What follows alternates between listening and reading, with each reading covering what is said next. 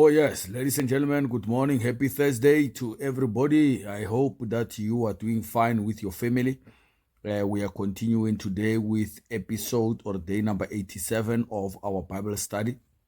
And today's topic is when God is enough, from loss to leadership. So we are reading the book of First Samuel chapter 4 until chapter 8.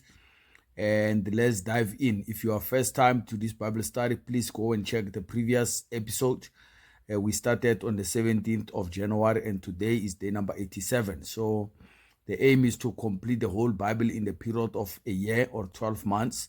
So today, let it be your first day to partake into this Bible study and start from the book of Genesis chapter 1 and until chapter 3. That was what we read on the first day. So yeah, let's go ahead. The intention is to make sure that you live the life according to the purpose that God has created you to live.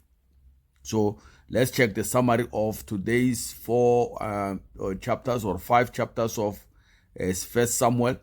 And when you check chapter number 4, the ark of God is captured. So Israel goes to war against the Philistines, but they suffer a defeat.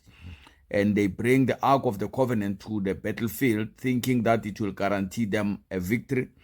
And the Philistines capture the Ark, and Eli's sons, they die in that day as well. And upon hearing the news, Eli dies, and his daughter-in-law gives birth to Ichabod, which means that glory has departed.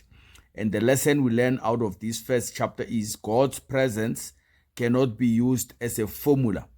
Obedience matters more than symbols. So many people today, they want to use God as a cover story for evil or for their wickedness, and that has never worked. So as it did also in the time of the children of Israel, they went into battle and they tried to use God as a cover story to say, if we bring the ark here, it will do wonders, and the ark was captured.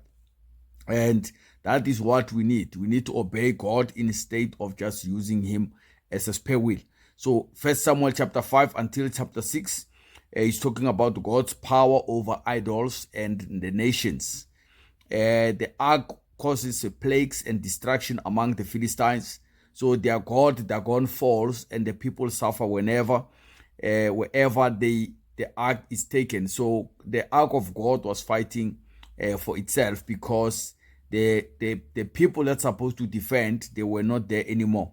So the Philistines returned the ark to Israel with guilt offerings, acknowledging God's supremacy. So until they had to get rid of the ark, because it was causing havoc in the camps.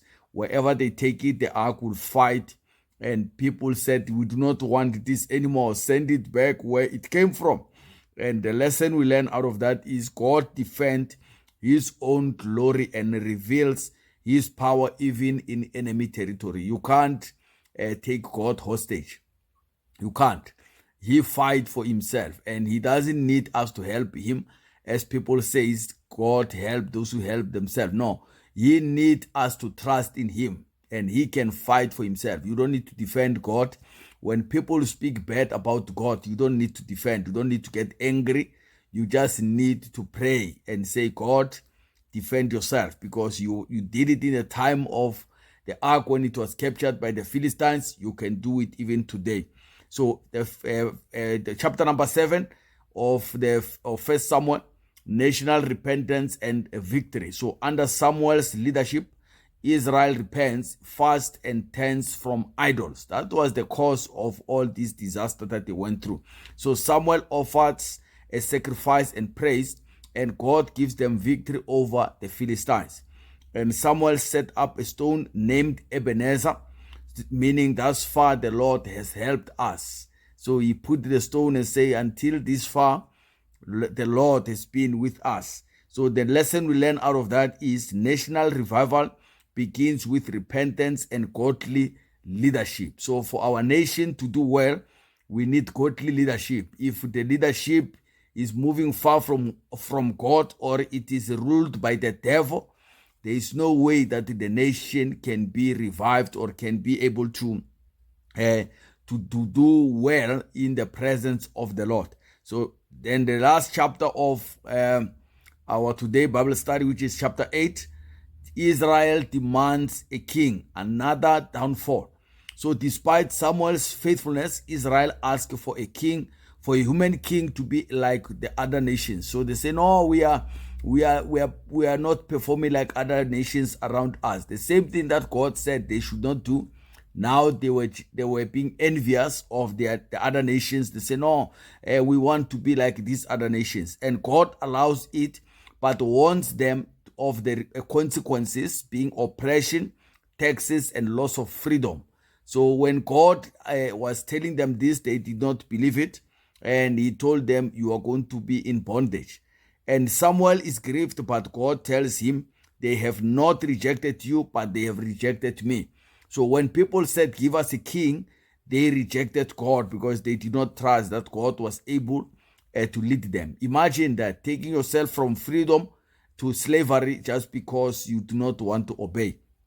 So the lesson we learn out of that is choosing culture over covenant can lead to painful outcomes. Yes, many people, they go for culture because in culture there is no much to do according to them, but actually culture enslaves you more than obeying the word of God. If you didn't know, if someone passed on, you will be told you need to cut your hair, you need to do so many rituals that does not really assist anything, but just to put the bondage upon yourself. Imagine, my sister, your head, you without the hair today, how are you going to go to work tomorrow? You need to put the weaves and all those other things which are not supposed to be the case. So that's why God gives us the freedom, but many times we find ourselves enslaving ourselves with culture things. So now, how do we apply today's lesson into our daily life in terms for us to live a life of purpose? Spiritually, true victory lies in relationship with God, not religious rituals. So God seeks obedience, not superstitions or performance. When leaders and people turn back to God, nations are restored. Number 2, in terms of family purpose, Eli's failure to discipline his sons remind us to raise families in righteousness, and families that walk in God's presence must also walk in his principles. It's not enough to walk in God's presence. You need to also follow the principles and teach your household to honor God's glory above all. So we need to be grateful and honor God above everything else. You can disappoint your family, but never disappoint your creator, because that will be having worse consequences. So in terms of health, the Philistines' plagues shows that spiritual disobedience can have physical consequences. Healing begins with humility and surrender.